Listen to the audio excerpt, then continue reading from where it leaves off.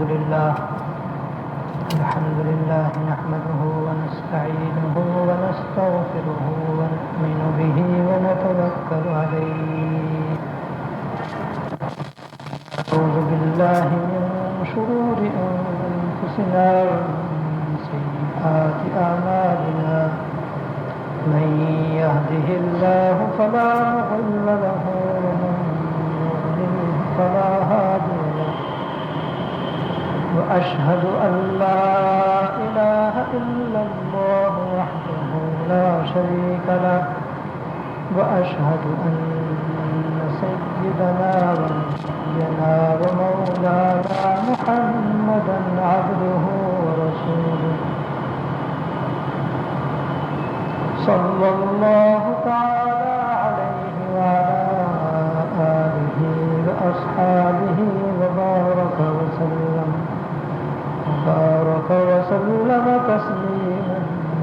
تسليما كثيرا أما بعد فأعوذ بالله من الشيطان الرجيم بسم الله الرحمن الرحيم يا أيها الذين آمنوا قوا أنفسكم وأهليكم نارا وقودها الناس والحجارة عليها ملائكة غلاظ شداد لا يعصون الله ما أمرهم ويفعلون ما يؤمرون صدق الله العظيم.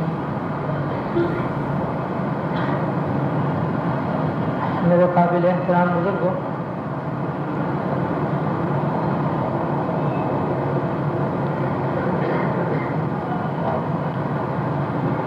ہر انسان کو دنیا میں اس طرح رہنا چاہیے کہ اس سے کسی دوسرے انسان کو ناحق تکلیف نہ پہنچے، نہ جسمانی، نہ زبانی، نہ جانی، نہ مالی، اور نہ دوسرے کی عزت پر کوئی فرق آئے۔ یہ بہت ہی فکر کی بات ہے۔ یہ فکر کی بات اس لیے ہے کہ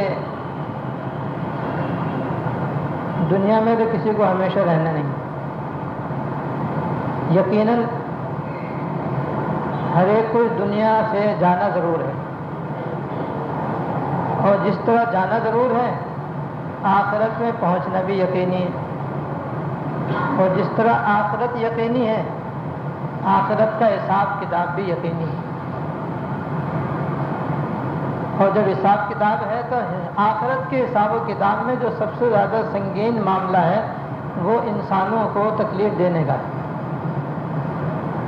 کہ ایک انسان کا دوسرے انسان کو ناحق تکلیف دینا، یہ کسی بھی قسم کا جانی مالی نقصان پہنچانا، یہ انسان کا سب سے زیادہ سنگین مسئلہ ہے آخرت میں۔ چاہے کاروباری نقصان پہنچایا جائے، اور چاہے زبان سے تکلیف پہنچائی جائے، اور چاہے ہاتھ پیر سے کسی کو تکلیف پہنچائی جائے۔ ہاتھ پیر سے کہ ناحق کسی کو مار دیا، ناحق کسی کے لات مار دی، یا کسی اور طریقے سے اس کو ایذا پہنچا دی، کسی پہ ظلم کر دیا، زیادتی کر دی، اور ہاتھ پیر سے زیادہ ہماری زبان استعمال ہوتی۔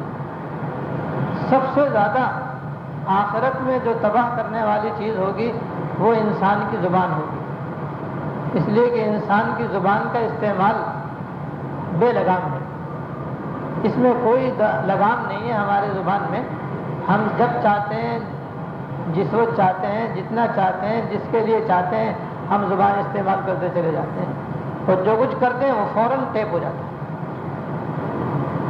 اب صبح شام تک نہ جانے ہم کتنے انسانوں کی غیبتیں کرتے ہیں، کاروباری لائن کے اندر بھی کتنے لوگوں کی برائیاں کرتے ہیں، کہ فلاں دھوا کرتا ہے، فلاں جال سازی کرتا ہے، فلاں ایسا ہے، فلاں ایسا ہے، فلاں ایسا ہے. بس صبح شام تک اگر ہمارے دکان کا ٹیپ کھول دیا جائے تو معلوم ہوا کہ بس سارے بازار والوں کی اور نہ جانے کس کس کی غیبتیں ہمارے ٹیپ میں بھری ہوئی ہوں.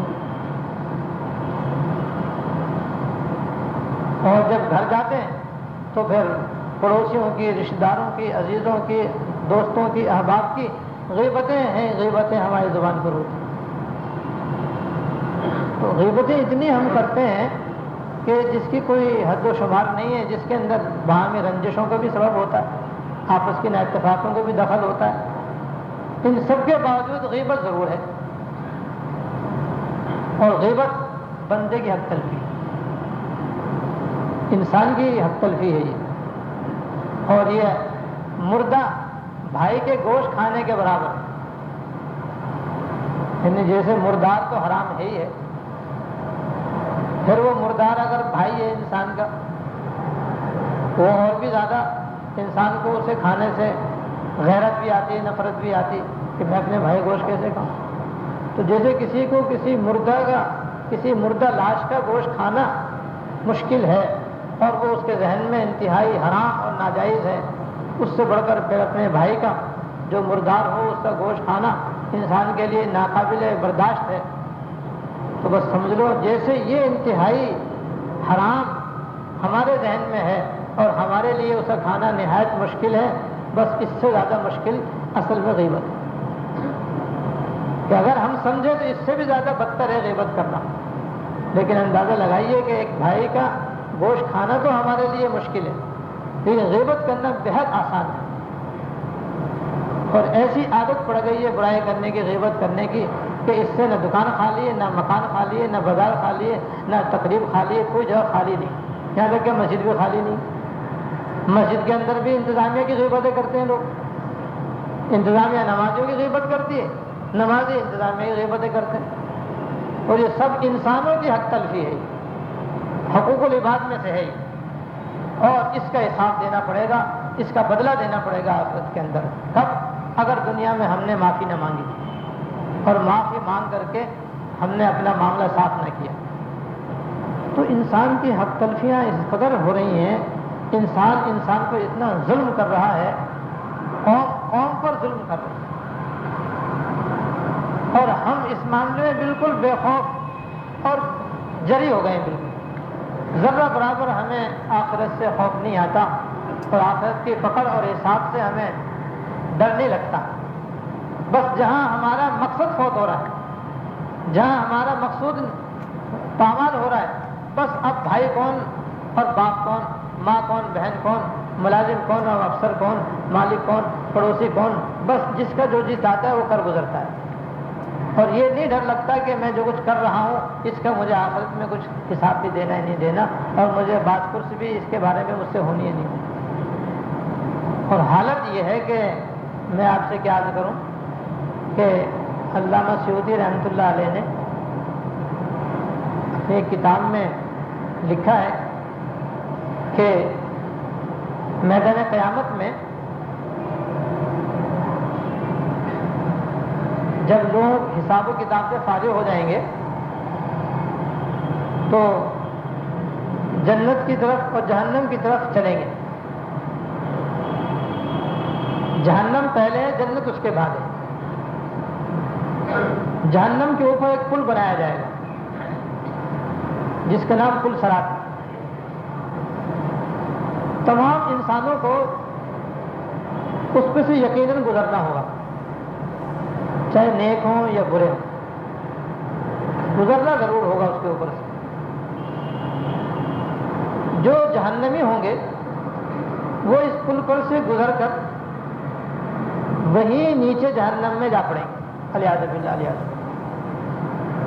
اور جو جنتی ہوں گے وہ سلامتی کے ساتھ اس پل صراط کو پار کر لیں گے، اور پار کر کے ہی پھر آگے جنت میں جائیں گے. یہ طریقہ ہوگا. تو پل صراط پر سے تو سبھی کو گزرنا ہوگا. یہ گزرنا ہی دراصل بہت ہی خطرناک ہوگا. تو یہی وہ جگہ ہے جہاں پر جس کے بارے میں دوسری حدیث میں نبی اکرم جناب رسول اللہ صلی اللہ علیہ وسلم نے فرمایا کہ 3 موقع ایسے ہیں کہ وہاں کوئی شخص کسی کو یاد نہیں رکھ سکے گا. 3 موقع قیامت کے ایسے. ایک موقع تو وہ ہے جب اللہ تعالیٰ کے سامنے حساب و کتاب ہوگا. اللہ تعالیٰ محفوظ ہے. اللہ تعالیٰ بس بغیر حساب کے ہم سب کو اپنے رحمت سے درگزر فرما دے. اور دوسرا موقع وہ ہوگا جب نامہ اعمال لوگوں کے ہاتھوں میں آئیں گے. تو جس کے دانے ہاتھ میں نامہ اعمال آئے گا اس سے خوشی کو انتہا نہیں ہوگی. دانے ہاتھ میں نامہ اعمال کا آنا سیدھا جنت میں جانے کی علامت ہوگی. گویا وہ پل صراط پر بھی اب سلامتی سے گزر جائے گا. اور جس کے بائیں ہاتھ میں نامہ اعمال آئے گا اللہ بچائے اللہ بچائے، بس اس کا چہرہ ایک دم مایوسی اور خوف سے سیاہ پڑ جائے گا اور انتہائی اس کے لیے پریشانی کا عالم ہوگا جس کا ہم کروڑواں حصہ بھی سوچ نہیں سکتے جو اس کی پریشانی کا عالم ہے. اللہ تعالیٰ محفوظ رکھے. تو نام اعمال بائیں ہاتھ میں آئے گا تو کسی کو ہوش نہیں ہوگی. ہر آدمی کو یہ فکر ہوگی کہ میرا نام اعمال خدا جانے میرے دانے ہاتھ میں آتا ہے بائیں ہاتھ میں آتا ہے. کوئی کسی کو نہیں جانے گا، کوئی کسی کی پرواہ نہیں کرے گا، کسی کا ہوش نہیں ہوگا. بس اپنی فکر میں اس قدر ڈوبا ہوا ہوگا کہ اس کی پریشانی کو وہی جانتا ہوگا. اللہ تعالیٰ ہم سب کے ساتھ عافیت کا معاملہ فرما. اور تیسرا معاملہ جو ہے وہ پل صراط سے گزرنے کا ہوگا. کہ پل صراط سے جب گزرے گا کوئی آدمی تو اس وقت اس کو اپنی فکر دامن ہوگی کہ خدا جانے میں عافیت سے پار ہوتا ہوں یا نہیں ہوتا. جب تک وہ پار نہیں ہو جائے گا اس وقت تک وہ پوری طریقے سے ہوش میں نہیں آ سکے گا. اس قدر فکر اس کو لاحق ہوگی. اللہ تعالیٰ عافیت کے ساتھ ہمیں بھی پار ہونا چاہیے. تو علامہ سیوطی رحمۃ اللہ نے لکھا ہے کہ اس پل صراط پر 7 مرحلے آئیں گے. سب سے پہلا مرحلہ جو آئے گا وہاں پر انسان کے کلمے کی جانچ پڑتال ہوگی کہ اس نے جو کلمہ پڑھا تھا اسلام کا خلوص سے پڑھا تھا یا دکھانے کے لیے پڑھا تھا یا دھوکہ دینے کے لیے پڑھا تھا. یہ جانچ پڑتال ہوگی. کلمہ شہادت کی وہاں پر اس کی جانچ ہوگی، آزمائش ہوگی. دیکھا جائے کہ اس کا کلمہ دل سے ہے یا زبان سے ہے خالی. تو منافق جو ہوتے ہیں وہ تو زبان سے پڑھتے ہیں، دل سے تو نہیں پڑھتے. قادیانی زبان سے پڑھتے ہیں، ان کے دل میں بھی یہ نہیں ہوتا کہ حضور آخری نبی. تو کتنے مسلمانوں کافر فرقے ہیں، وہ زبان سے کلمہ پڑھتے ہیں، اپنے کو مسلمان سمجھتے ہیں لیکن مسلمان نہیں ہے. وہ اس اللہ بچائے اس کلمے کی جانچ پڑتال کے اندر اور تفتیش کے اندر فیل ہو جائیں گے اور وہیں سے دوزخ میں ڈال دیے جائیں. اور جو دنیا میں کلمہ خلوص سے پڑھتے تھے، کلمہ شہادت دلی گہرائی سے پڑھا کرتے تھے، وہ اس میں پاس ہو جائیں گے تو ان کو آگے جانے کی اجازت ملے گی. جب آگے جائیں گے تو دوسرے مرحلے پر ان کو روکا جائے گا اور وہاں ان کی نماز کی جانچ پڑتال کی جائیں گے. یہ دیکھیے کتنا معاملہ. آج ہم نماز کے معاملے میں بڑے کاہل اور سست ہیں. دیکھ لیجیے فجر کی نماز میں 80% مسلمان غائب رہتے ہیں. 80% مسلمان فجر کی نماز میں غائب، مسجد میں نہیں آتے ہو اور گھر میں بھی وہ نماز مشکل سے ادا پڑھتے ہوں گے، قضا پڑھتے ہوں گے. تو انہیں کوئی پرواہ نہیں اس بات کی. حالانکہ یہ پل صراط پر دوسرے مرحلے پہ جاتے ہی نماز کے بعد پرس ہونے والی ہے. اب چاہے کوئی سا بہانہ بنا لو، آپ چاہے دکان کا بہانہ بنا لو، چاہے تقریب کا بہانہ بنا لو، اور چاہے تفریح کا بہانہ بنا لو، اور چاہے فرصت میں ملنے کا بہانہ بنا لو. یہ سارے بہانے دنیا کے اندر ہیں، یہ وہاں نہیں ہے. وہاں تو یہ کہ ہم نے حکم دیا تھا پڑھی تھی یا نہیں پڑھی تھی یہ بتاؤ. یہ نہیں پوچھے گا کس وجہ سے نہیں پڑھی تھی، کس وجہ سے تم نے دیر سے پڑھی تھی، کس وجہ سے تم نے قضا پڑھی تھی. یہ نہیں پوچھا جائے گا. یہ پڑھی تھی نہیں پڑھی تھی نہیں بولو گے تو نام اعمال پہ سب لکھا ہوا، ہاتھ پاؤں سب گواہی دے دیں گے. انسان جھانکتا رہ جائے گا کہ بھائی میرے ہاتھ پاؤں تو میرے دیے، میرے خلاف کیسے گواہی دے رہے ہیں. اب جس نے دنیا کے اندر نماز الیاذ باللہ قضا پڑھی ہوگی، اللہ بچا اللہ بچا، ایک نماز قضا کرنے کی وجہ سے چاہے پھر اس نے اس کو قضائی پڑھ لی ہو اس کی، لیکن اس نے بلا عذر نماز قضا کر دی تو 2,88,00,000 سال تک جہنم میں ڈالا جائے گا ایک نماز کے بدلے. تو اس دوسری منزل پر پہنچتے ہی جہنم میں پھینک دیا جائے گا ایسے شخص کو جس نے دنیا میں نمازیں قضا کرتا ہوگا. اور اگر کسی نے توبہ کر لی اور اپنے گناہ سے باز آ گئے تو پھر نہیں، پھر معاف ہو جائے گا. توبہ سے اللہ تعالیٰ نے یہ تو مہربانی فرمائی ہوئی کہ بڑے سے بڑے گناہ کے لیے انہوں نے توبہ کا دروازہ کھول رکھا ہے کہ سچے دل سے خلوص دل سے کوئی ان کی بارگاہ میں رجوع ہو جائے تو اسی لمحہ معاف بھی کر دیتے ہیں. جیسے ان کا عذاب سخت ہے ایسی ان کی رحمت ان کے غصے سے آگے بڑھی ہوئی. تو مہربان بھی ہیں رحمان و رحیم بھی ہیں. جیسے جبار و قہار ہے ایسے رحمان و رحیم بھی ہیں. اور جو آدمی جماعت سے نماز پڑھتا ہے جماعت سے نماز پڑھنے والے کا ثواب بھی یاد رکھنا چاہیے. چاہے فجر کی نماز ہو چاہے باقی کوئی سی بھی نماز ہو تو ایک نماز اگر باجماعت ادا کرے 3,56,00,000 اور 34,000 گناہ نماز پڑھنے کا ثواب عطا فرماتے ہیں اللہ تعالیٰ تقریباً. تو رحمت زیادہ ہے سزا کم, ثواب زیادہ سزا کم. یہ ان کی رحمت کے غالب ہونے کی علامت اور نشانی. اس لیے کیوں آدمی دکان کے پیچھے اپنی نماز قضا کرے, کیوں آدمی نیند کے خاطر اپنی نماز برباد کرے, اور کیوں آدمی اپنی دوسری دنیائی مصروفیات کی وجہ سے اپنی نماز کو قضا کرے. اور پھر اس میں اور جس کی بہت ساری نمازیں قضا ہوگی اسے کیا ہوگا؟ یا جن کی نمازیں قضا ہے فوراً توبہ کر لیں, آج ہی توبہ کر کے جائیں یہاں سے, اور یہ تہیہ کر کے اٹھیں گے جتنی نمازیں قضا کی ہیں ادا کر لیں گے, اور حساب لگا کر کے ادا کرنا شروع کر دیں ان کو. اور آئندہ کے لیے کوشش کریں کہ نماز قضا نہ ہو, جماعت فوت نہ ہو. تو ایک نماز قضا کرنے پر یہ ہولناک عذاب ہوگا, اللہ بچاتا ہے. یہ تو ایک بتایا, اس کے علاوہ باقی عذاب الگ ہے. یہ تو میں نے موٹا سا بتایا آپ کو, ورنہ تو آپ فضائل نماز پڑھ لیجیے شیخ کی کتاب, اس کے اندر پورا باب ہے نماز چھوڑنے والوں کے ہولناک عذابوں کے سلسلے میں, پورا باب کہ یہ بھی عذاب ہوگا, یہ بھی عذاب ہوگا, یہ بھی عذاب ہوگا, یہ بھی عذاب ہوگا, یہ بھی عذاب ہوگا. 15 قسم کا عذاب لکھا ہے. حضرت شیخ نے اندازہ لگاؤ نماز چھوڑنے والے کے لیے اور نماز قضا کرنے والے کے لیے 15 قسم کا عذاب لکھا ہے انہوں نے کہ 15 قسم کا عذاب ہوگا, اس کو اللہ بچائے, اللہ بچائے. اس میں سے ایک چھوٹا سا حصہ میں نے یہ بتایا کہ ایک نماز قضا کرنے پر 2,88,00,000 سال تک آدمی کو دوزخ میں دلایا جائے. اس لیے کوئی معمولی بات نہیں. اور کچھ بھی ہو آخر میں پرسرات پر جب آئے گا تو وہاں نماز کی جانچ پڑتال ہوگی, کس کس کی نمازیں مکمل ہے.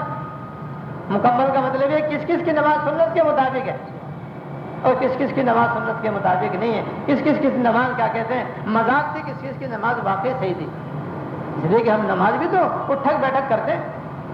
نماز کے اندر ظاہر میں بھی کوتاہیاں ہیں, باطن میں بھی کوتاہیاں ہیں, اور دور کرنے کی کوئی فکر نہیں ہے, کوئی کوشش نہیں ہے دور کرنے کی.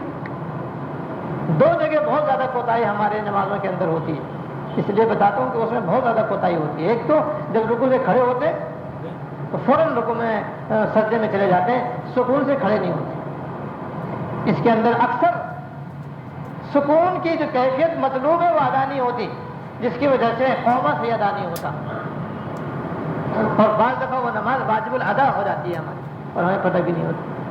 لہٰذا سمع اللہ لمن حمدہ کے بعد سکون سے کھڑا ہونا چاہیے, چند لمحے سکون سے کھڑے رہنا چاہیے, اور ہو سکے تو ربنا لک الحمد کے بعد حمدن کثیرن طیبا مبارکن فیہ پڑھ لیا کریں تاکہ قوم سکون سے بھی ادا ہو اور اس کلمے کا ثواب بھی مل جائے.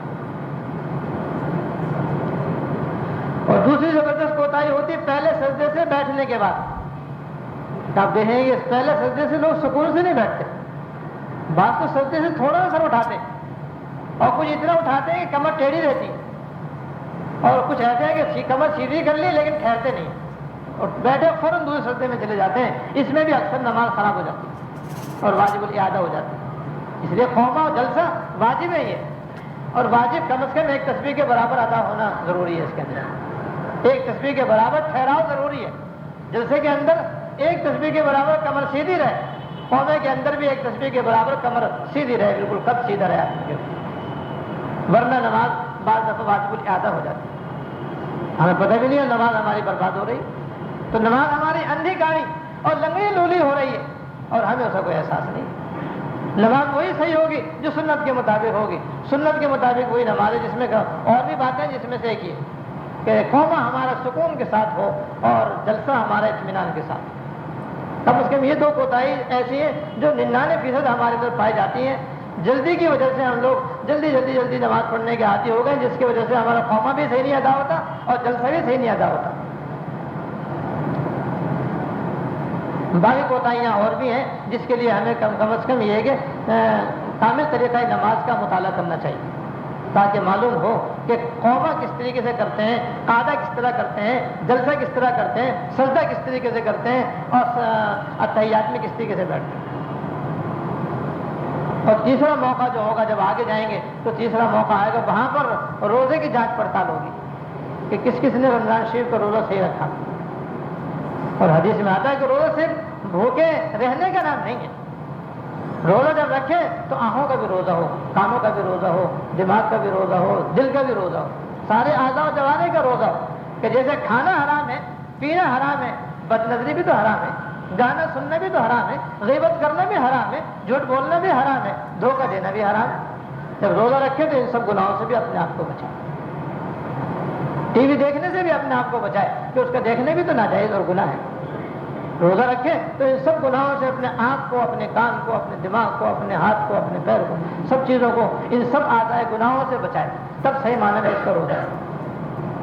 جو روزے میں پاس نکلے گا تو آگے جانے کی اجازت ہوگی۔ اللہ نہ کرے اگر کسی کا روزہ کسی کا خراب نکلا اور برباد نکلا تو وہاں سے دوزخ میں ڈال دیا جائے۔ اب کتنے روزے ہی نہیں رکھتے ہو، معمولی بیماریوں میں روزہ چھوڑ دیتے ہیں، حالانکہ ان کو چاہیے کہ پہلے فتویٰ لیں، فتوے کی روشنی میں جب ان کو اجازت ملے کہ ہاں وہ فدیہ دے سکتے ہیں دے، اپنی مرضی سے کوئی فیصلہ نہیں کریں۔ تو روزہ رکھتے نہیں، اور جو رکھتے ہیں تو اس میں 99% وہ لوگ ہوتے ہیں کہ روزہ تو رکھتے ہیں لیکن ٹی وی دیکھنے سے اپنے آپ کو نہیں بچاتے، فلمیں دیکھنے سے نہیں بچاتے، گانا سننے سے نہیں بچاتے، غیبت سے نہیں بچاتے، جھوٹ سے نہیں بچاتے، حرام خوری سے نہیں بچاتے، اللہ بچائے۔ پھر اس کے بعد چوتھے منزل پہ جب پہنچے گا، پل صراطی بھی چل رہا ہے وہ، جب چوتھے مرحلے پر پہنچے گا تو وہاں اس کی زکوٰۃ کا حساب کتاب ہوگا اور جانچ پڑتال ہوگی کہ اس نے دنیا کے اندر اللہ تعالیٰ کے مال کی زکوٰۃ پوری نکالی تھی یا نہیں نکالی تھی۔ اب جس نے زکوٰۃ پوری نکالی ہوگی اور زکوٰۃ میں پاس ہو جائے گا تو آگے بڑھ جائے گا، ورنہ وہیں سے دوزخ میں ڈالا جائے گا۔ زکوٰۃ کے بارے میں عموماً یہ کہا کرتا ہوں کہ اول تو زکوٰۃ ہر ایک کو نکالنی ہی چاہیے، مردوں کو بھی عورتوں کو بھی پورے حساب کر کے پائے کا حساب کر کے نکالنی چاہیے۔ لیکن ایک زبردست کوتاہی اب یہ ہو رہی ہے کہ ہم لوگ زکوٰۃ جن لوگوں کو دیتے ہیں ان کے بارے میں تفتیش نہیں کرتے کہ وہ مستحق زکوٰۃ ہیں، بس جو بھی ہمارے آگے ہاتھ پھیلا دے بس ہم اس کے ہاتھ میں زکوٰۃ رکھ کے فارغ ہو جاتے ہیں اور اپنے آپ کو سمجھتے ہیں ہم نے تو زکوٰۃ ادا کر دی۔ حالانکہ صورتحال یہ ہے کہ شرعی لحاظ سے آج کل زکوٰۃ کے مستحق ہمارے معاشرے میں بہت کم ہے، جہاں ہم رہتے ہیں وہاں کم ہے۔ ہم اپنے حدود اربا سے باہر نکلے تو بہت مستحق ہے، مگر ہم اتنی زحمت گوارے نہیں کرتے کہ اپنے حدود سے باہر نکل کر صحیح مستحق تلاش کر کے ان تک پہنچائیں، زحمت نہیں گوارا کرتے۔ اس کا نتیجہ یہ ہے کہ میرا ایک اندازہ یہ ہے کہ 80% ہماری زکوٰۃ نہیں ادا ہو رہی۔ زکوٰۃ تو دے رہے ہیں لیکن ایسے لوگوں کو دے رہے ہیں جو مصرف زکوٰۃ نہیں ہے، اور مصرف زکوٰۃ نہ ہونے کی وجہ سے ہماری زکوٰۃ نہیں ادا ہو رہی۔ ان اللہ ہم زکوٰۃ نہ دینے والے ہیں، اپنے سمجھ میں یہ اپنے خیال میں سمجھ رہے کہ ہم نے زکوٰۃ دے دی اور اللہ تعالیٰ کے یہاں ہم زکوٰۃ نہ دینے والوں میں شمار ہو رہے ہیں، کیونکہ زکوٰۃ جہاں لگتی ہے اس کی ہم صحیح تحقیق نہیں کرتے، صحیح تفتیش نہیں کرتے، بس ہمارے ذہن میں یہ بیٹھا بیوہ بھی جو بھی ہو، چاہے 100 تولہ سونا اسے گھر میں رکھا ہو، بیوہ ہے تو بس زکوٰۃ کی مستحق ہے، یتیم ہے تو زکوٰۃ کا مستحق ہے، چاہے اس کے پاس 10 تولہ سونا کیوں نہ ہو۔ اس سے ہمیں کوئی غرض نہیں، اس سے کوئی بحث نہیں۔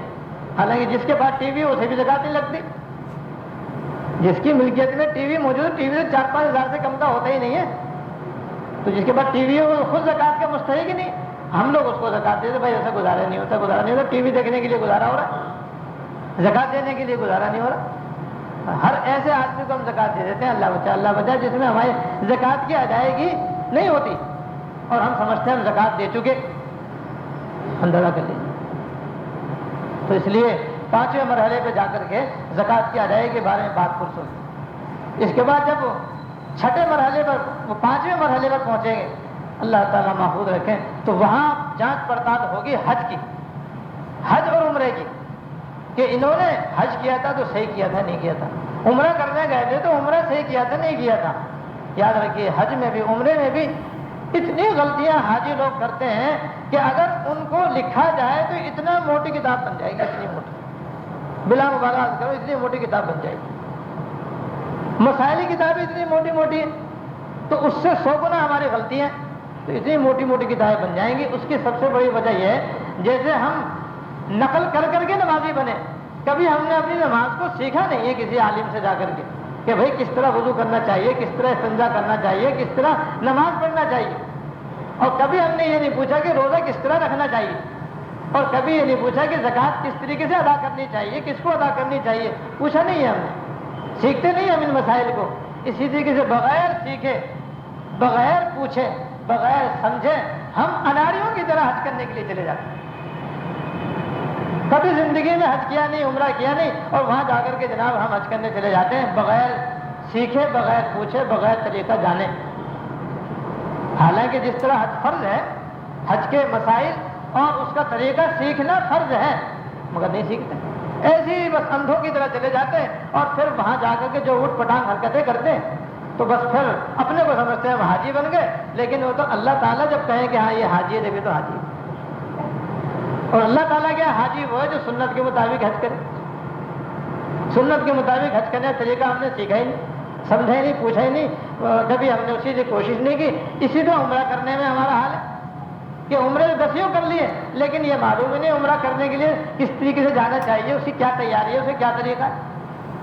اور اس پر مزید کوتاہی ہمارے اندر یہ ہے, اللہ بچائے کہ جناب جس نے ایک یا دو حج کر لیے بس وہ اپنے خیال میں سمجھتا ہے کہ میں تو حاجیوں کا لیڈر بن گیا, اب میں گروپ لیڈر بھی بن سکتا ہوں, قانون بن جاتا, اور جناب بس میں تو معلم بن گیا, اب تو میں دوسروں کی اصلاح کروں گا, دوسروں کو حج کا طریقہ بتاؤں گا, دوسروں کو عمرہ کا طریقہ بتاؤں گا. آتا خود کو نہیں ہے, دوسروں کو بتانے والا ہو گیا.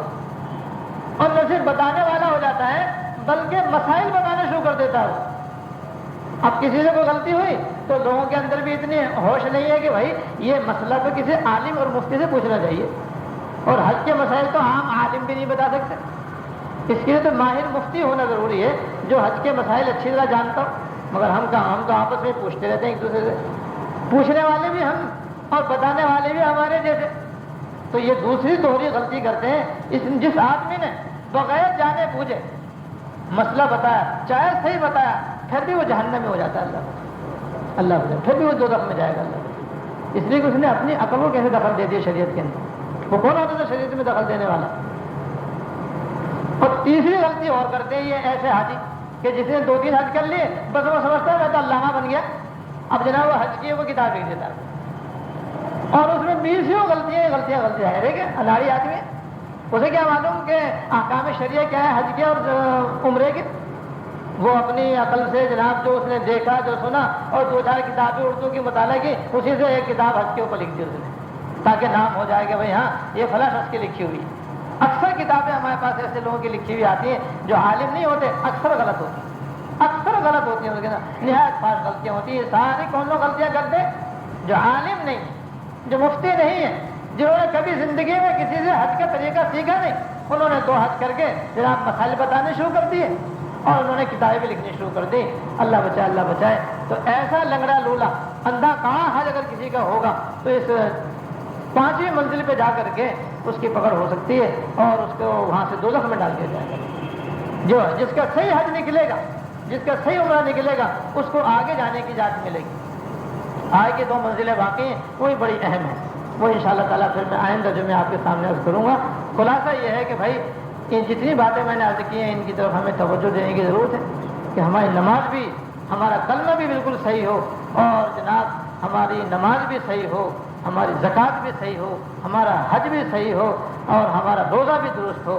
اور یہ کہ بھائی ہم دنیا میں اس طرح زندگی گزارنے کی عادت ڈالیں کہ کسی انسان کا کوئی حق ہمارے ذمہ نہ رہے, ہماری طرف سے کسی دوسرے انسان کی کوئی حق تلفی, کسی کو کوئی زیادتی, کسی کو کوئی ظلم اور کسی کی کوئی حق تلفی ہم سے نہ ہونے پائے. اس طرح رہیں تب تو انشاءاللہ تعالیٰ آخرت کا معاملہ آسان ہے, ورنہ آخرت کا معاملہ کٹھن ہے اور مشکل ہے, جس کے لیے ہمیں یہاں فکر کرنے کی ضرورت ہے. اللہ تعالیٰ ہم سب کو عقل سلیم عطا فرمائے, فہم صحیح اور توفیق عمل عطا فرمائے. واقع رحمت ونستعينه ونستغفره ونؤمن به ونتوكل عليه.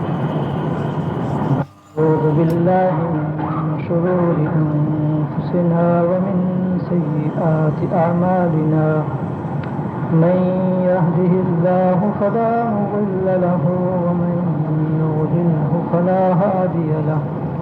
وأشهد أن لا إله إلا الله وحده لا شريك له وأشهد أن سيدنا ونبينا ومولانا محمدا عبده ورسوله صلى الله تعالى عليه وعلى آله وأصحابه وبارك وسلم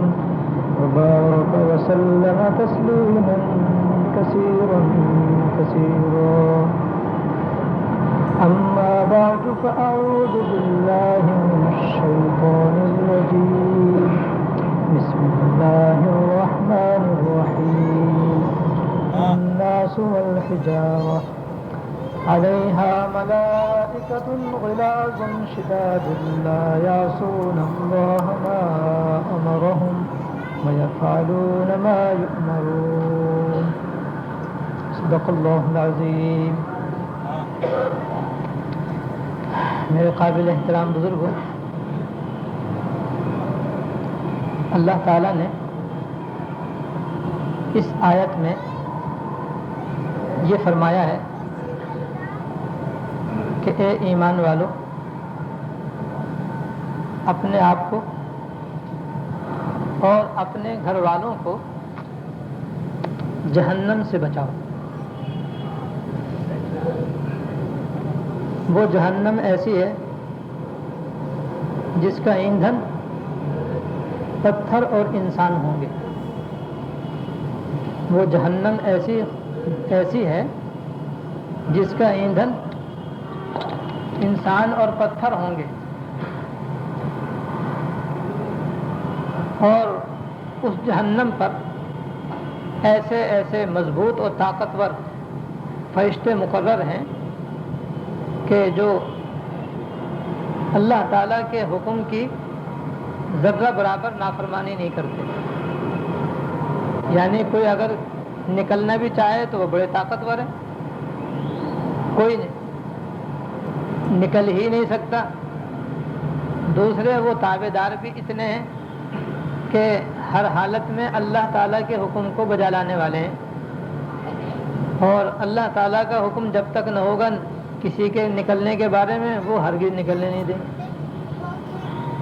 بس ان کی کیفیت اور ان کی صفت تو یہ ہے کہ بس جو ان کو حکم دے دیا گیا ہے بس وہ اسی پر عمل پیرا رہتے ہیں۔ یہ اس آیت کا خلاصہ ہے۔ تو قرآن کریم میں اللہ پاک ہم سب سے یہ فرما رہے ہیں کہ تم خود بھی اپنے آپ کو دوزخ سے بچاؤ اور اپنے گھر والوں کو بھی دوزخ سے بچاؤ۔ اور دوزخ سے بچنے کا مطلب یہ ہوتا ہے کہ اللہ تعالیٰ کی نافرمانی سے اپنے آپ کو بچاؤ، گناہوں سے اپنے آپ کو بچاؤ، اور گناہوں سے اپنے گھر والوں کو بھی بچاؤ، خود بھی بچو، کیونکہ گناہ چاہے چھوٹا ہو یا بڑا وہ انسان کو دوزخ کی طرف کھینچتا ہے اور جہنم کی طرف لے جاتا ہے آدمی۔ چھوٹا گناہ بھی انسان کو جہنم کی طرف لے جاتا ہے اور بڑا گناہ بھی جہنم کی طرف لے جاتا ہے۔ تو گناہوں کی وجہ سے انسان دوزخ کی طرف جاتا ہے، اور نیکی چاہے بڑی ہو یا چھوٹی وہ جنت کی طرف لے جاتی ہے۔ ہر نیکی جنت کی طرف لے کے جاتی ہے، چھوٹی چھوٹی نیکی بھی جنت کی طرف لے کے جاتی ہے۔ چنانچہ ایک حدیث میں نبی اکرم جناب رسول اللہ صلی اللہ علیہ وسلم نے اپنے معراج کا ایک واقعہ بیان فرمایا کہ میں نے جنت کے اندر ایک شخص کو دیکھا کہ وہ جنت کے قالینوں پر لوٹنی کھا رہا ہے، یعنی مزے کر رہا ہے۔ اور پھر یہ فرمایا کہ وہ جنت میں جو پہنچا ہے وہ کسی بہت بڑے عمل کی وجہ سے نہیں، بلکہ ایک معمولی کام کی بدولت وہ جنت میں پہنچ گیا ہے۔ اور وہ معمولی کام یہ تھا کہ دنیا میں ایک راستے پر ایک کانٹے دار درخت تھا،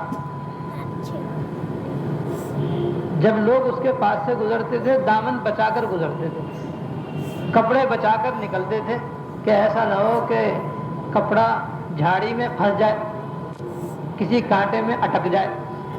تو جو بھی گزرتا تھا وہ بچ بچ ہی گزرتا تھا. ظاہر ہے جو بچ کر گزرنا جہاں سے پڑتا ہے تو ذرا آدمی کو تکلیف بھی ہوتی, احتیاط جو کرنی پڑتی.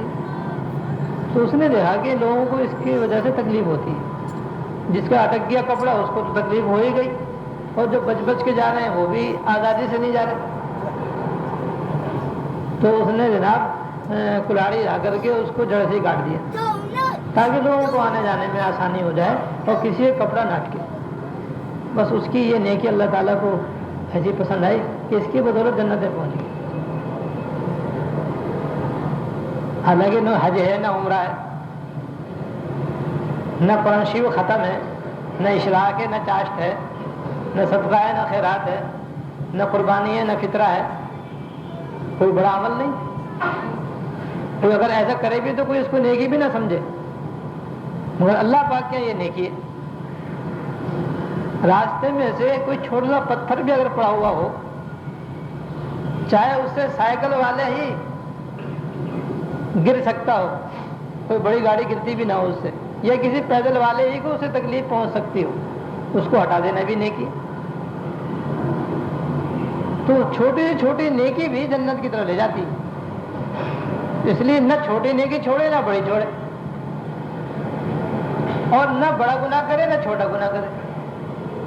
بس نیکیاں کرتے رہے, نیکیاں کرنا اور گناہوں سے بچنا, بس یہ دوزخ سے دور کرنے والا عمل ہے. لہذا ہم اپنا بھی جائزہ لیتے رہیں کہ ہم کوئی ایسا کام تو نہیں کر رہے جو کہ اللہ اس کے رسول کی نظر میں گناہ ہو, ناجائز ہو, خلاف شرع ہو, حرام ہو. اگر ہے تو ہم فوراً خود بھی بچیں. ایسے اپنے گھر میں بھی اپنے بچوں کا, اپنی بیوی کا, اپنی بچیوں کا جائزہ لیتے رہیں کہ ہمارے گھر میں کوئی حرام یا کوئی ناجائز کام تو نہیں ہو رہا. اگر ہو رہا ہے تو ہم بھی, چاہے ہم نہ کر رہے ہوں, سمجھ لیں بھائی, ہم نہ کر رہے ہوں لیکن ہمارے بچے کر رہے ہیں, ہماری پکڑ ہو گیا. کیونکہ اللہ تعالیٰ نے ہمیں گھر کا سربراہ بنایا, تو سربراہ کی ذمہ داری ہوتی ہے کہ اپنے گھر والوں کو بھی اس برائی سے بچائے جس سے وہ خود بچ رہا ہے, اور خود بھی کر رہا ہے تو خود بھی بچے, اپنے بچوں کو بھی بچائے. اب ہر کام, ہر گناہ سے بچانے طریقے الگ الگ ہیں بھائی, اس کی تفصیل میں یہاں نہیں بیان کر سکتا. وہ تو جو جس غلطی میں مبتلا ہے بس وہ انفرادی طور پر ہی اس سے بچنے کا اور اپنے گھر والوں کو بچانے کا مشورہ خود ہی کر لے انفرادی طور پر. کیونکہ ہر ایک آدمی کا ماحول الگ ہوتا ہے, گھر والوں کا مزاج مذاق الگ ہوتا ہے, اس کی وجہ سے ہر ایک کا طریقہ بھی الگ ہوتا ہے. لیکن بہرحال یہ ہماری سب کی ذمہ داری ہے کہ ہم اپنا بھی جائزہ لیتے رہیں کہ ہم سے کوئی غلطی تو نہیں ہو رہی, کوئی گناہ تو نہیں ہو رہا, کسی ناجائز کام میں تو ہم مبتلا نہیں ہو رہے, ہمارے گھر والے تو کسی گناہ میں مبتلا نہیں ہو رہے, دیکھتے رہیں. اور اب تو گناہ مسلمانوں کو بہت معلوم ہو گئے, بہت بیانات بھی سنتے رہتے ہیں, ان کے ذریعے معلوم ہوتے رہتے ہیں. لہذا جو گناہ معلوم ہے ان سے تو فوراً ہی آدمی کو بچنا چاہیے. مثلاً داڑھی منڈانا, اب یہ ایسا گناہ ہے کہ شاید ہی کسی مسلمان کو نہ معلوم. ہر مسلمان جانتا ہے کہ یہ گناہ ہے, اور ایسا گناہ ہے کہ بہت ہی خطرناک قسم کا گناہ ہے, لہذا اس سے بچنے کی فکر ہونی چاہیے. ایسے ہی شلوار ٹخنے سے نیچے رکھنا, مردوں کو اپنی شلوار ٹخنے سے نیچے رکھنا, یہ بھی گناہ ہے. اسی گناہ ہونے میں کوئی شک ہی نہیں ہے, اس سے بچنا چاہیے. بڑی بڑی موٹی موٹی ایسی مونچھیں رکھنا جو ہونٹوں پر چھا جائیں, جیسے بعض لوگ رکھتے ہیں, یہ بھی گناہ ہے, اس سے اپنے آپ کو بچانا چاہیے. غیر شرعی لباس پہننا, یہ بھی گناہ ہے. سر پر انگریزی بال رکھنا, یہ بھی گناہ ہے. اب یہ موٹے موٹے گناہ ہیں کہ جب انگریزی بال آ گئے تو بس وہ تو گناہ ہو نہیں. پٹھے بال سنت ہے, انگریزی بال گناہ ہے. شوق ہے رکھنے کا تو سنت کے مطابق پٹھے بال رکھ لو بھائی, سنت بھی ادا ہو اور بال بھی سر پر. مگر انگریزی بال نہ رکھیں, انگریزی بال ہیں, یہ ہیپی بال ہیں, ان سے بچنا چاہیے. ایسی عورتوں کو پردہ کرنا ضروری ہے. اب یہ ایسا موٹا گناہ ہے کہ جس کو ہر مسلمان کو سمجھنا چاہیے. ہر عورت کو یہ معلوم ہونا چاہیے کہ نامیرا مرد سے بے پردہ ہو کر ملنا باتیں کرنا، اس کے پاس بیٹھنا یہ گناہ ہے، اور گناہ نہیں، گناہ کبیرہ. لیکن کتنے حاجی ہیں، کتنے ماشاءاللہ ہر سال عمرہ کرنے والے ہیں، کتنے کیا کہتے ہیں نیک و صالح داڑھی والے، جب ان کے یہاں شادی ہوگی تو مکس پارٹی ہو جائے گی. عورتیں اور مرد جناب آراستہ پیراستہ سب مل کر کے بیٹھے ہوئے ہوں گے بالکل. اب یہ حرام ہے، کھلا حرام ہے بالکل. لیکن بس یہ سمجھتے ہیں مگر بچتے نہیں. اب نہیں بچیں گے تو اللہ کے یہاں پکڑوں گی ضرور. تو عورتوں کا بے پردہ ہونا، عورتوں کا بے پردہ ہو کر کے نہ میرا مردوں کے ساتھ بیٹھنا اٹھنا، یہ تو گناہ ہے، حرام ہی حرام. اور ایک گناہ 10 گناہ کرواتا ہے، یہ سمجھ لیجیے آپ فائدہ. ایک گناہ 10 گناہ ہوں گے. جب عورتیں بے پردہ ہوں گی تو پھر وہاں پر گناہ ہوتے چلے جائیں گے. یہی تو خود ان کا بے پردہ ہو کر ان کے پاس بیٹھنا، اور مردوں کا اس کو پسند کرنا، یہ پسند کرنا الگ گناہ ہے. اس کو گوارا کرنا دوسرا گناہ ہے. اس کے بعد پھر نظر بد وہ الگ گناہ ہے. اس نظر بد میں جناب دماغ الگ گنہگار ہوگا، آنکھیں الگ گنہگار ہوں گی، کان الگ گنہگار ہوں گے، اور ہاتھ لگ گیا تو الگ گناہ ہوگا، جسم کندھے سے کندھے مل گیا تو وہ الگ گناہ ہوگا. ہم اندازہ لگائیے نا. بس یہ تھا عورتیں شادی کی تقریب میں بے پردہ بیٹھ گئی، ہم نے اجازت دے دی اور ہم بھی ان کے پاس جا کے بیٹھ گئے. اب سب ایک دوسرے کی عورتوں کو دیکھ رہے ہیں. وہاں کھانا پینا تو ہوتا ہے ضمناً، اصل تو ہوتا ہے دیکھنا، جھانکنا اور ایک دوسرے کو دیکھنا. اور یہ بد نظری یہ آنکھوں کا زنا. تو آنکھوں کا بھی زنا ہو رہا ہے، کانوں کا بھی زنا ہو رہا ہے، ہاتھوں کا بھی زنا ہو رہا ہے، دل بھی زنا کر رہا ہے. دیکھ کتنے سارے گناہ ہو گئے. لیکن نہیں بچتے اس سے. یہ عام ہوتا ہے، یہ مرض عام ہوتا چلا جا رہا ہے. عورتوں کا اپنی شلوار ٹخنے سے اوپر رکھنا، اب یہ تو اپنے صدر کھولنا ہو گیا، کیونکہ عورتوں کا ٹخنے تک صدر ہے، مرد کا تو گھٹنے تک صدر ہے، عورت کا ٹخنے تک صدر ہے. اگر وہ پنڈلی کھولیں گی تو کوئی صدر کھول دیا اس نے. جیسے مرد کوئی ران کھول لے، اپنی رانے کھول لے تو رانے تو صدر کا حصہ ہے نا. تو جیسے کسی مرد کو رانے کھول کر کے مجمع میں آنا یا کہیں آنا جیسے یہ گناہ ہے، ایسے ہی عورتوں کا اپنی پنڈلیوں کو کھلا رکھنا اور دوسری عورتوں کو دکھانا، یا پھر اس سے بڑا گناہ تو یہ کہ نہ میرا مرد بھی دیکھ رہے. یہ سب گناہ ادھر گناہ. اور ایک گناہ ایسا ہے کہ بس وہ معلوم نہیں کب ہم اسے چھوڑیں گے، یہ چھوڑیں گے بھی نہیں چھوڑیں گے، یا خبر میں لے کے جائیں گے. وہ ٹی وی کی لعنت ہے کہ یہ گناہ ہر ایک کے گھر میں ہو رہا ہے اللہ ماشاء اللہ. بس اب تو یوں کہ 99% ہی ہو رہا ہے، وہ 1% بھی ختم ہی ہے. ختم ہی سمجھنا چاہیے اس کو. تو غریب سے غریب، امیر سے امیر، غریب سے غریب، امیر سے امیر، ہر آدمی گھر کے اندر دیکھ لو یہ لعنت موجود ہے. اور رات کو جناب وہ اس کے اوپر فلمیں دیکھی جا رہی ہیں، گانے سنے جا رہے ہیں، ڈانس دیکھا جا رہا ہے، ڈرامے دیکھے جا رہے ہیں. اب یہ گناہ ایسا ہے کہ نہ حاجیوں کو اس سے بچنے کی توفیق ہو رہی ہے، نہ زکوٰۃ دینے والوں کو، نہ فطرہ دینے والوں کو، نہ قربانی کرنے والوں کو، نہ نماز پڑھنے والوں کو، نہ روزہ رکھنے والوں کو. اس سے گناہ، حالانکہ یہ گناہ ہے. سارے اہل حق علماء کرام کا متفقہ فتویٰ ہے، سارے علماء حق کا متفقہ فتویٰ ہے کہ ٹی وی دیکھنا حرام ہے. یہاں تک کہ دینی پروگرام دیکھنا ہی منع ہے. حج کی فلم بھی دیکھنا منع ہے اس کے اوپر. لیکن بس جہاں دکان سے فارغ ہوئے اور عشاء کی نماز پڑھ کر گھر پہنچے، کھانے سے فارغ ہوئے، بس سارا گھر جو ہے ٹی وی دیکھ رہا ہے. اب سربراہ بھی گناہ کر رہا ہے اور جناب بیوی بھی گناہ کر رہی ہے، بچے بھی گناہ کر رہے ہیں، سارے گھر والے اس گناہ کے اندر مبتلا ہیں. اس میں وہی زنا کاری ہے، اس میں بھی تو نام میرا عورتوں کو دیکھا جاتا ہے. کوئی پوری ننگی دیکھ رہا ہے، کوئی آدھی ننگی دیکھ رہا ہے. بس یہی ہوتا ہے. بس سب جو جتنی فلم ننگی ہوگی اتنے ہی مسلمانوں کو اس میں مزہ آ رہا ہے. اللہ بچا، اللہ بچا، الیاذ باللہ. جتنی ننگی فلم ہوگی اتنی زیادہ پسند ہوگی، اتنی زیادہ وہ مقبول ہوگی. اور دھیرے دھیرے سارے گھر والے ننگی فلم دیکھ رہے ہیں، ماں باپ بھی بیٹھے ہوئے. کسی میں بھی حیا نہیں، کسی میں بھی شرم نہیں. اس لیے کہ حیا اور شرم کا تو جنازہ نکالنے والا حال ہے. اس کی فلمیں تو انسان کا جس طریقے سے حیا خاتمہ کرتی ہیں، اس سے ایمان کا خاتمہ ہونے کا بھی شدید خطرہ ہے. تو رات بھر اسی میں کالی ہو جاتی. پہلے شب جمعہ میں ہوتی تھی، اب شب اتوار کے اندر ہوتی. سائے رات بیٹھے فلمیں دیکھ رہے ہیں اور سویرے جنانے والا پھر اٹھ رہے ہیں 10-11 بجے. فجر کی نماز بھی قضا، ایک گناہ سے کتنے سارے گناہ ہوئے۔ گانا سننا الگ گناہ ہے، نامحرم عورتوں کو دیکھنا الگ گناہ ہے، پھر جناب اس سے جو لطف لے رہا ہے انسان وہ الگ گناہ ہے، ایک گناہ نہیں دسیوں گناہ اس کے اندر جمع ہے۔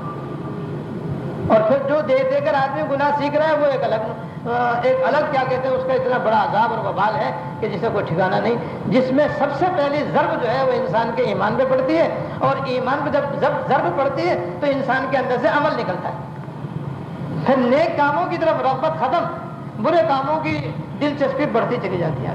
بس ٹی وی سے یہ ہو رہا ہے کہ عورتیں ننگی ہوتی جا رہی ہیں، عورتوں کے لباس جو ہیں وہ سب فاحشانہ اور آوارہ اور کافر عورتوں کے جیسے ہوتے چلے جا رہے ہیں۔ مردوں کا بھی یہی حال ہے کہ ان کا دین سے اور آخرت کی فکر سے کوئی واسطہ نہیں۔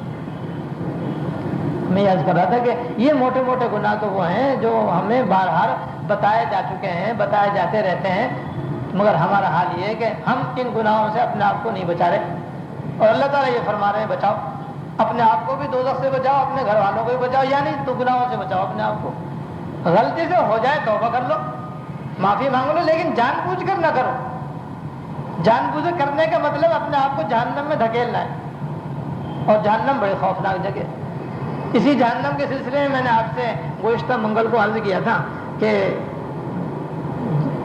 میدان قیامت میں جب حساب و کتاب مکمل ہو جائے گا تو جہنمیوں کو جہنم میں جانا ہے، اللہ تعالیٰ محفوظ رکھیں، جنتیوں کو جنت میں جانا ہے، راستہ دونوں کا ایک ہے، اور وہ یہ ہے کہ جہنم کے اوپر ایک پل بنایا جائے گا جسے پل صراط کہتے ہیں،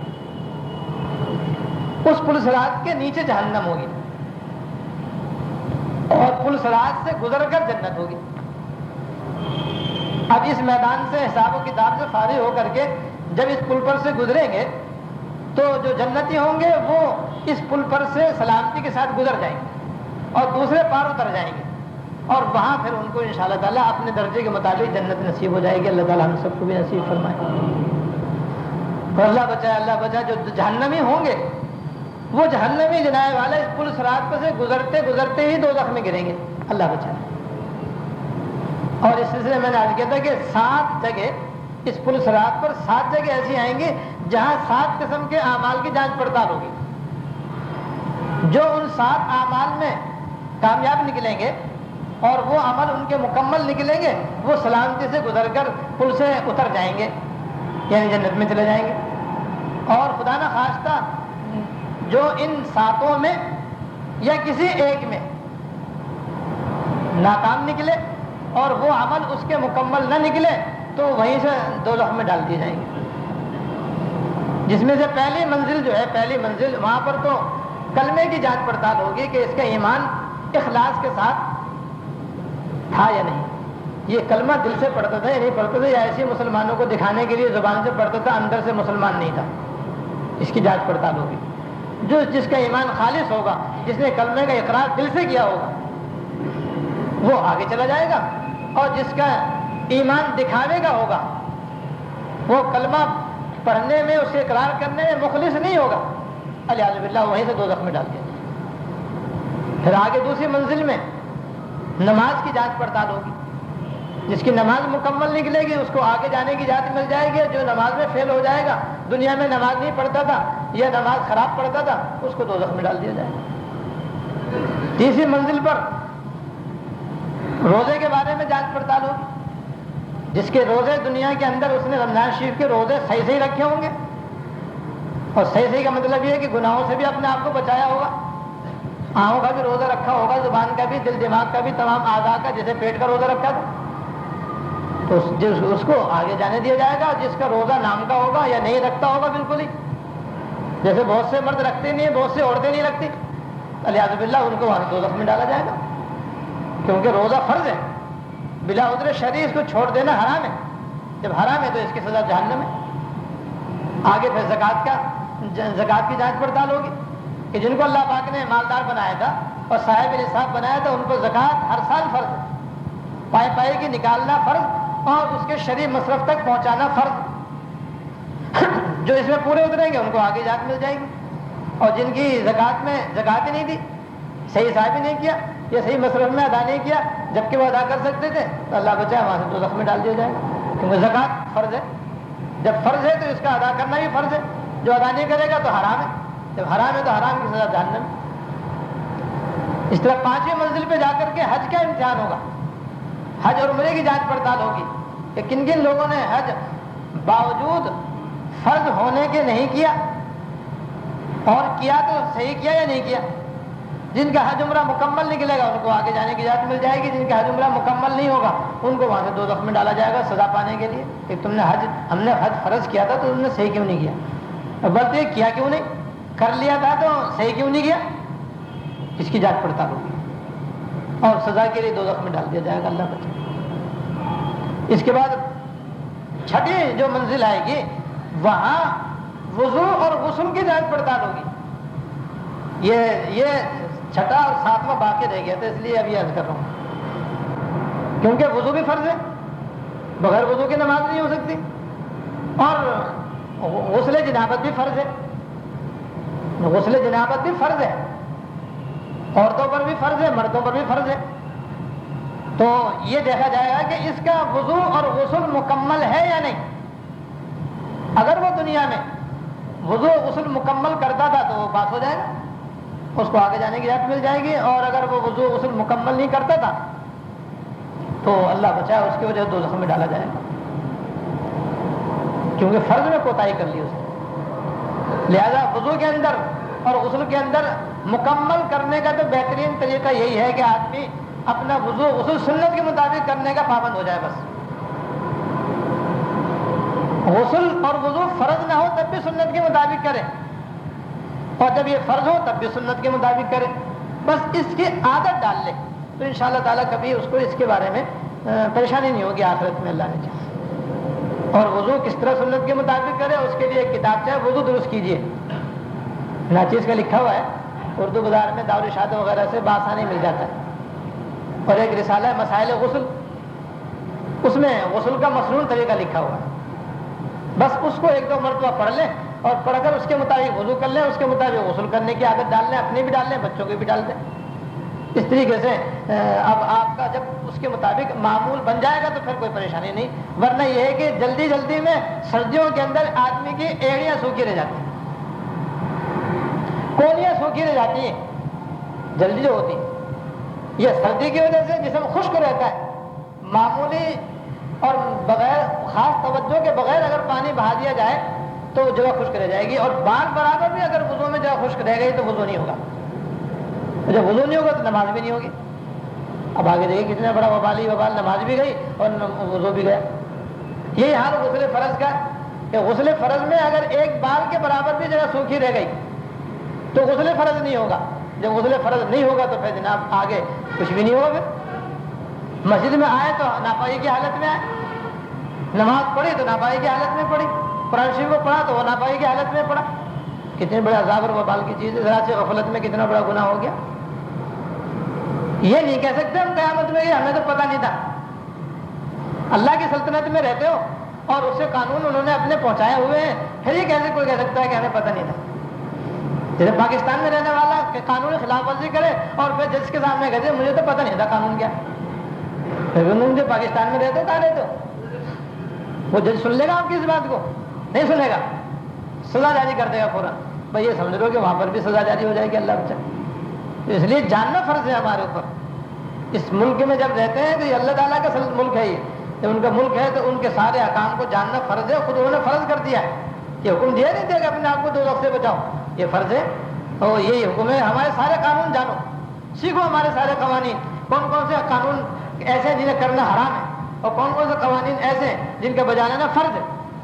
فرائض ادا کرو، واجبات ادا کرو، حرام و ناجائز سے پرہیز کرو، اور نہیں تو مجرم، اور مجرم کی سزا دو، اللہ بچائے، اللہ بچائے۔ تو اس لیے بھائی غسل کے اندر بھی اہتمام چاہیے، وضو کے اندر بھی اہتمام چاہیے، اور کہاں تک اہتمام کریں بس سنت کو طریقہ بنا لو، استنجا بھی سنت کے مطابق سیکھ لو، اور وضو غسل بھی سنت کے مطابق سیکھ لو، نماز بھی سنت کے مطابق سیکھ لو، سارے کام سنت کے مطابق کرنا سیکھ لو، عمرے کا طریقہ بھی سنت کے مطابق سیکھ لو، حج کرنے کا طریقہ بھی عمرے کے مطابق سیکھ لو، زکوٰۃ کی ادائیگی بھی ضروری مسائل جان لو، سیکھ لو، یہ سب باتیں سیکھنے کی فرض ہے، فرض ہونے کے بعد سیکھنے کے بعد اپنی پوری کوشش کریں سنت کے مطابق کرنے کی.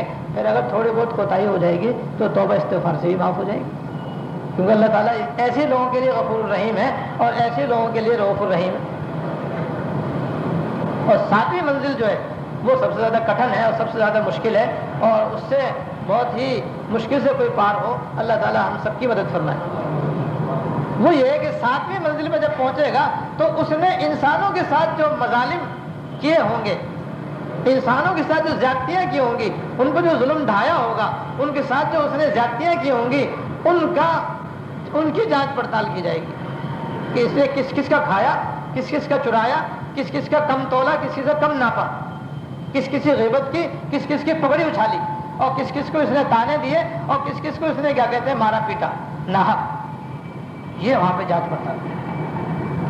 اب یہاں بڑے بڑے حاجی, نمازی, روزہ رکھنے والے اور رات دن تسبیح پڑھنے والے, اشراق چاش پڑھنے والے فیل ہو سکتے ہیں.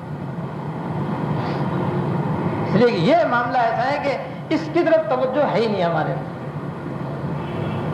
جو نیک و دیندار کہلاتے ہیں ان کی بھی توجہ اس طرف نہیں ہے کہ ہمارے معاملات صاف ہوں, ہم کسی کے ساتھ زیادتی کرنے والے نہ ہوں. اس کی کیا کہتے ہیں ہمارے اندر بہت ہی کم توجہ پائی جاتی ہے, اور یہ سب سے زیادہ خطرناک بات ہے. 7واں مرحلہ یہی ہے. اس سے جو پار ہو گیا بس وہ پار ہو گیا, اور جو اٹک گیا وہ اٹک گیا. یا تو وہیں سے دوزخ میں چلا جائے گا یا پھر اس کو جنت کا داخلہ مل جائے گا انشاءاللہ. اس لیے ہمیں اپنی زندگی میں سب سے زیادہ اس کی فکر کرنی چاہیے کہ جب دکان پر بیٹھیں تو اس بات کا پورا خیال اور دھیان رکھیں کہ ایسا نہ ہو کہ ہماری طرف سے گاہک کو کوئی دھوکہ ہو. کہ آج کل دھوکہ دینا ایک فیشن ہے, اور کمال سمجھے زیادہ دھوکہ دینا. تو یاد رکھیے یہاں تو کمال ہے, وہاں عذاب ہے. کم تولنا کم ناپنا یہ کمال ہے آج کل کے. جو تاجر کم تولنے کم ناپنے کا ماہر ہو وہ بڑا ماہر سمجھا جاتا ہے, اور جو بیچارہ پورا تولنا جانتا ہو وہ تو کہتا ہے یہ تو بیوقوف ہے. جو جھوٹی قسمیں کھانا جانتا ہو, جھوٹ بول کر کے نکلی کو اصلی بتا کر بیچنا جانتا ہو, وہ سب سے تجربہ کار ہے, وہ ماہر ہے مارکیٹ کے اندر. لیکن وہ اس دنیا کی مارکیٹ کا ماہر ہے, آخرت میں جہنم میں جائے گا وہ, اللہ بچائے. ہاں آخرت میں تو وہی تاجر جائے گا جو سچ بولنے والا ہو, جو یہ کہہ دے بھائی میرے اس کپڑے کے اندر یہ ایپ ہے, بھائی اس کا رنگ کچا ہے, یہ پاکستانی کپڑا ہے, یہ جاپانی ہے, یہ کوریا کا ہے, یہ انڈونیشیا کا ہے, اس کا رنگ کچا ہے, اس کا رنگ پکا ہے, اور یہ اتنا انچ چوڑا ہے, یہ اتنا انچ چوڑا ہے, یہ 1.25 گز نہیں ہے, یہ تو 1 ہی گز ہے. بھائی لوگ 1.25 گز کہتے ہیں. جو اس طریقے سے اپنے سودے کا ہر ایپ خریدار کے سامنے بیان کر دے اور صحیح ناپ کر کے دے دے, اور اس طریقے سے وہ اپنی تجارت کو فروغ دے, تو انشاءاللہ تعالیٰ وہ قیامت میں انبیاء کے ساتھ اٹھے گا, صدیقین کے ساتھ اٹھے گا, شہداء کے ساتھ اٹھے گا. یعنی ان کی جوتیوں میں اس کو جگہ ملے گی اور ان کی کشتی کہیں اٹکے گی نہیں. وہ تو آرن فارن پولیس راست سے گزر جائیں گے, یہ تاجر بھی ان کے ساتھ اسی طریقے سے گزر جائے گا. اللہ تعالیٰ انہیں میں سے ہم کو بھی بنا دے. اور جو یہاں جھوٹ بولنے کا ماہر ہے, کم تولنے کا ماہر ہے, جھوٹی قسمیں کھانے کا عادی ہے, کچے رنگ کو پکا کہنے کا عادی ہے, اور پاکستانی کو جاپانی کہہ کے بیچنے والا ہے, وہ جنانے والا اللہ بچائے اس 7ویں منزل پہ آ کے جہنم میں گر جائے گا. کہ کیا مہارت کام آئی بھائی. اور یہ ہمیشہ ہمیں یاد رکھنا چاہیے کہ ہماری سب کی روزی مقدر ہے. جھوٹ سے بھی روزی ملے گی, سچ سے بھی ملے گی, کم تولنے سے بھی ملے گی, پورے تول سے بھی ملے گی, کم ناپ سے بھی ملے گی, پورے ناپ سے بھی ملے گی. جھوٹ دھوکہ دینے سے بھی ملے گی اور بغیر دھوکہ دیے ملے گی. اب ہمیں اختیار ہے, چاہے حلال ذریعے سے لے لیں چاہے حرام ذریعے سے لے لیں گے, ملے گی وہ جو مقدر ہے. دنیا میں دونوں راستے رکھے ہیں, اسی کا امتحان ہے. جو صاحب ایمان ہے اس کے ذمہ فرض ہے کہ وہ حلال ذریعے سے روزی کمائے, کسی کو دھوکہ نہ دے, کسی سے کم نہ تولے, کم نہ کرے, ملاوٹ نہ کرے, صاف کیا کہتے ہیں معاملہ کرے, خوش اخلاقی کے ساتھ پیش آئے. اور دھوکہ اور فریب اور جھوٹ یہ کیا کہتے ہیں حرام ہے اور ناجائز ہے. روزی اس سے ہی ملتی ہے, روزی سود سے ہی ملتی ہے, روزی رشوت سے ہی ملتی ہے, سٹہ سے ہی ملتی ہے, جوئے سے ہی ملتی ہے, مگر حرام ہے. وہ حرام ہے تو کل دینا پڑے گا واپس, جتنا حرام آئے گا واپس کرنا پڑے گا, اور وہاں واپس تو ہوگا نہیں, وہاں تو نیکیاں دینی پڑیں گی. اور جو حلال تجارت سے کمائے گا تو یہاں سے ہی ملتا ہے, اس میں جو ملے گا وہ اس کے لیے اللہ کی رحمت ہوگی انشاءاللہ تعالیٰ. تو بہرحال یہ جو 7ویں منزل ہے پل صراط کی، اس منزل پہ حقوق العباد کی جانچ پڑتال ہوگی اور اس کی وہاں پر پرکھ ہوگی کہ کون بندوں کے حقوق ٹھیک ٹھیک ادا کر کے آیا ہے اور کون پامال کر کے آیا ہے، زیادتیاں اور ظلم ڈھا کر کے آیا ہے۔ تو وہاں کیا کہتے ہیں مشکل سے کوئی پار ہوگا۔ اس لیے ہم سب کو اس بات کا خیال رکھنا چاہیے کہ ہم جب تجارت کریں یا ملازمت کریں یا کسی سے کوئی معاملہ کریں تو اس بات کا خیال رکھیں کسی کی کوئی حق تلفی نہ ہو اور کسی کا پیسہ پائی کوئی مال ہماری طرف نہ ہاتھ نہ آئے۔ اگر آ چکا ہے تو جتنی جلدی ہو سکے ادا کر کے مرنے سے پہلے پہلے اپنا معاملہ صاف کر لیں۔ حاسبو قبل ان تحاسبو، یہ حضور کا ارشاد ہے کہ مرنے سے پہلے، اس سے پہلے کہ تمہارا حساب ہو پہلے اپنا حساب کر لو، اس سے پہلے کہ تمہارا آخرت میں حساب کتاب ہو تم دنیا میں اپنا حساب کر لو۔ جب ہم یہی حساب کر لیں گے کہ کسی کا ہماری طرف نکلتا نہیں، نہ زبان سے، نہ آنکھ سے، نہ کان سے، نہ دل سے، نہ کسی اور طریقے سے، نہ جان سے، نہ مال سے، تو انشاءاللہ تعالیٰ جو اس کی فکر کرے گا اللہ تعالیٰ اس کی مدد فرماتے، اور جو بے باکانہ زندگی گزارے گا تو بھائی پھر وہ اٹکے گا اللہ بچا۔ تو یہ 7 منزلیں ہیں جس سے گزرنا ہر ایک کو ہوگا اور وہاں پر ان اعمال کی جانچ پڑتال ہونے والی ہے، اور لہذا ضروری ہے کہ ہم ان 7 باتوں کو یاد رکھیں اور یاد رکھ کر کے اس کے مطابق اپنی زندگی کو سدھارنے کی کوشش کریں۔